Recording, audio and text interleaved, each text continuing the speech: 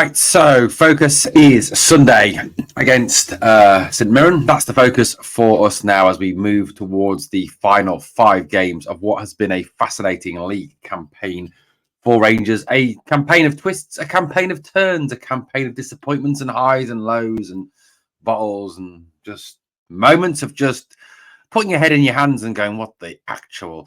And other moments have been elated. So it's been a pretty incredible year to follow our beloved club. Now, ahead of the game on Sunday, we are obviously building up towards the real intensive period of the league where, you know, trophies get handed out, European places get decided, Champions League places get decided, which I think, you know, it's fairly safe to say is Celtic and Rangers, as well as Hearts have done this year. Fair enough to Stephen Naismith and his team.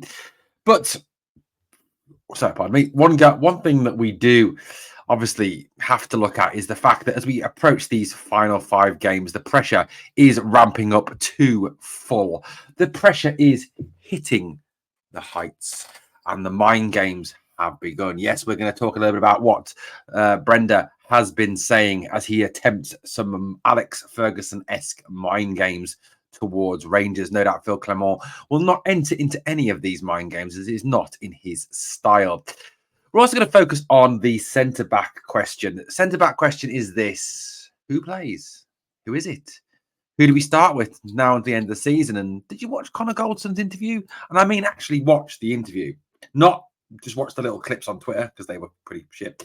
Actually go and listen to it or watch it. Now, I listened to it at work this morning when I was at work this morning. We were getting the shop ready for the business. So I listened to the whole podcast through. Made doing fruit and veg that a little bit more acceptable. Very interesting interview from Connor Goldson. So let's start off with Brenda's mind games, and then we'll talk Connor, we'll talk John Suter, and we'll talk Big Leon. So what has Brenda been saying? Why has he been attempting these mind games? Well, he seemingly wants to try and, what was the word that Pat Nevin used? Ramp up the pressure gauge on Rangers. And I think there's an element of Rodgers thinking that, you know what, they're a team that don't do well under pressure. They're a team that sometimes crack under pressure, and maybe that's the reason for doing it. But what has he been saying? Let's have a look, shall we? And I know we shouldn't really talk about them, but it's interesting just to look at how their minds work. I know how a Celtic fan's mind works or how a Celtic manager's mind works. It's a very complicated principle. And you know what? There's psychologists, some of the greatest psychologists in the world, like Freud, would struggle to figure out how their mind works. I really do, you know, think that my sister's a psychologist. She's a doctor of psychology, much cleverer than me. And I don't think even she could decipher what these people, let's put it that way, are on about. He said this. He said, I think we sense that and we feel that as a club, everything is in our hands to achieve what we want to achieve. And that is what we are focusing on. I think that is spelled wrong, actually. That shows how shit the Daily Record is at spelling. I suppose to some degree that's true. It is in their hands. If they do win their last 6 games, they win everything. You know, they win the League and Cup double. That's fair enough to say, I suppose. But yeah, you know, it is in their hands, but you know what? It's equally in our hands. It's equally in Kilmarnock's hands. It's equally in Hearts' hands to do damage to their league title aspirations and to their cup aspirations, isn't it, Brendan? It's equally for us and Killy and Hearts and Dundee and St Mirren to do damage to your aspirations. So, yeah, it kind of is in your hands, but it's also in our hands as well. So, yeah, okay. We are here to win. We are here to win in the best possible fashion we can. Well, okay, that's been pretty shit this year, if I'm being honest, Brendan. That has always been my mantra. Brendan has a mantra. Wow, Brendan has a mantra. And if he has it printed on a t-shirt or something. We are not just here to win. We are here to win in the best way possible. Yeah, you've already said that. You know what? He's repeating himself, isn't he? Isn't that what your old mad uncle does, or your pissed granddad does, or your senile or granddad does? They repeat themselves. They tell you the same thing over and over again. Well, he's just kind of said the same thing twice over and over again. Is Brendan Rodgers losing the plot? Maybe he is. You hint at the best possible fashion you can. Well, you haven't really done that this year, Brendan. You've kind of been lucky. You know, there's a lot of games where you've kind of benefited from some very questionable decisions to win games. So, you know what? I don't really look. I get what Pat Nevin's saying. You know, he said the other thing that he said in this interview was that he said Celtic come alive at this time of the season. Well, everyone does, Brendan, because it's the end of the season, and every team comes alive at the end of the season because they want to win things or qualify for Europe or avoid relegation. That's what being a football team's about. Maybe I'm being too flippant. I don't know. But for me, Brendan, doesn't work, mate. I don't think Phil's going to be bothered. I genuinely don't think Rangers players are going to be bothered. And I genuinely think most Rangers fans just think you're a little bit, I don't know. Yeah, great. Well done, Brendan. Fabulous. Brilliant. Amazing.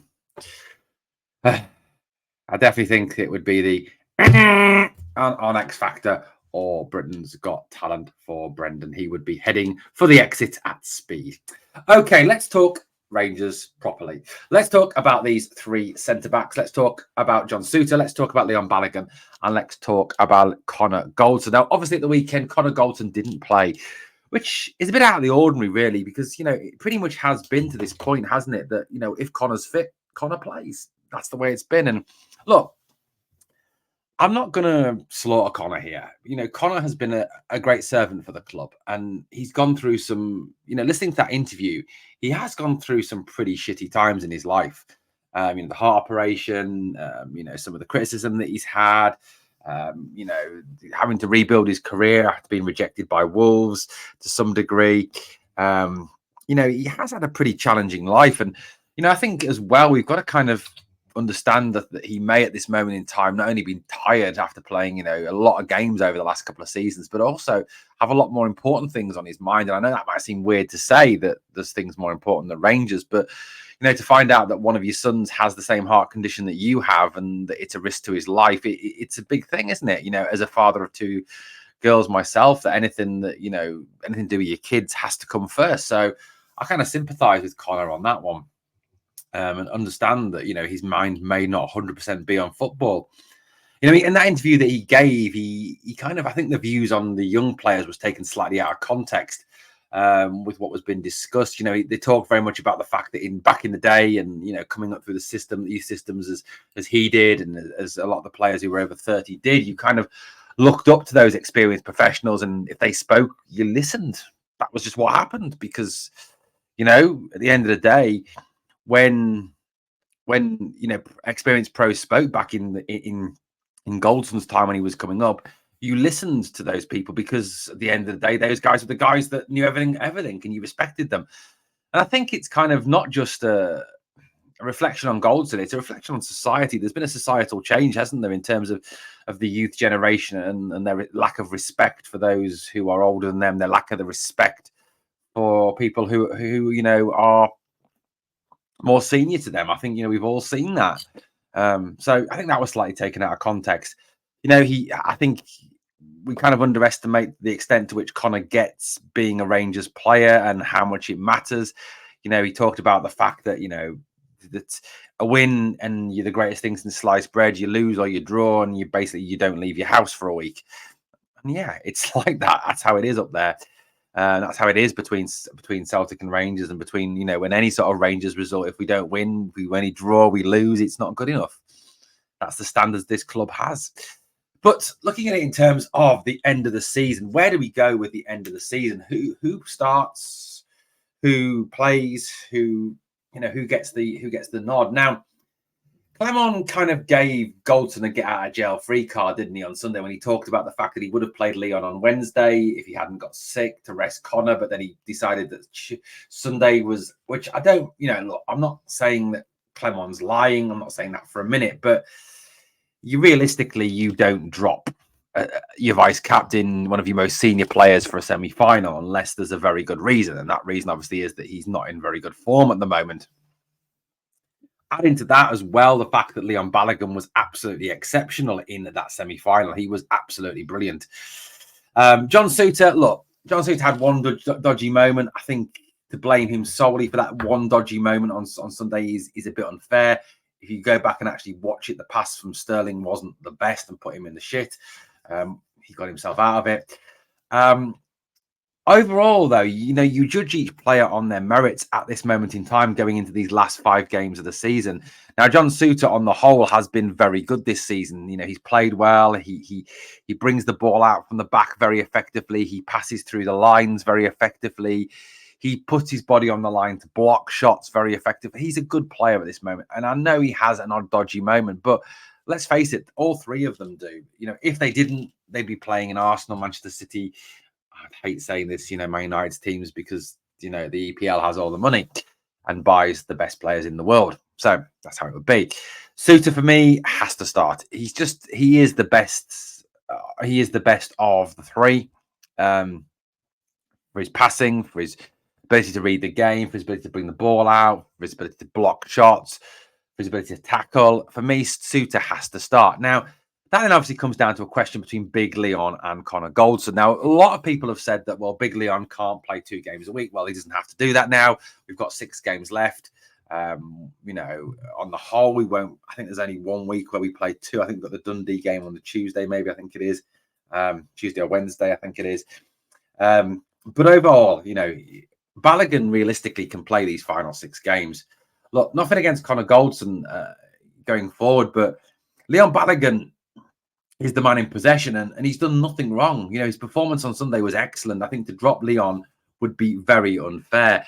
Now, I don't believe for a minute that one incident of taking him Goldson out the firing line will mean that he gets back to being Connor of 55, and I don't think that's going to happen. Connor is a leader. Of course he is. He's a good communicator. He is on his day a decent defender, but at this moment in time, he's not showing it. And I dare to suggest that, number 1, his form has dropped off because he's got other things on his mind. Number 2, he's getting older now. It was worrying to hear that he wants to play till he's about 38. Hopefully that's not with Rangers. But look, because no, Davy Weir, he certainly ain't. But I would be starting Balogun and Souttar until the end of the season. I just think that they look, in every game those two have played together, and they've played 3 games together this season, which I know is a limited sample size. But in those 3 games against Hearts, against Hibs, and I can't remember the other one now off the top of my head, they have been excellent. They've been fantastic. I don't think we've actually conceded a goal when they've played together. They've looked calm. They've looked collected. They've brought the ball out from the back well. They've distributed the ball well. They've blocked shots well. They've read the game well. They've covered the fullbacks brilliantly. So for me, going towards the end of the season, and I think I really hope that Ridvan is fit for Sunday. I think, look, I know there's some of you raising questions about Tav, but Tav ain't getting dropped anytime soon. So look, Tav, Balogun, Souttar, Ridvan, for me, has to be the back 4 until the end of the season. Now, I know that Clement likes his rotation. But for me, you don't rotate your defence. You just don't. Your defence is a unit. You keep a unit together. You risk unsettling them. You risk causing chaos in that defense, I think, when you take players out and you rotate players in defense. So for me, you have to keep that unit together. And I think, Butland as well look better behind that unit. Yeah, he has been great this season, and how can he look better? But in terms of his confidence in that back 4, I think there was more confidence in a back 4 on Sunday than there was of that back 4 with Goldson there. So I honestly think going towards the end of the season, it has to be Tav, it has to be Balogun, it has to be Souttar, and it has to be Ridvan. They just are the players in possession, and they look better. Dujon, I think, could be more influential in midfield or out wide. I think he has more of a role to play up there. And obviously, given the injury to Seema, maybe that Sterling does have a role to play out wide. We still don't know, obviously, how serious that injury is.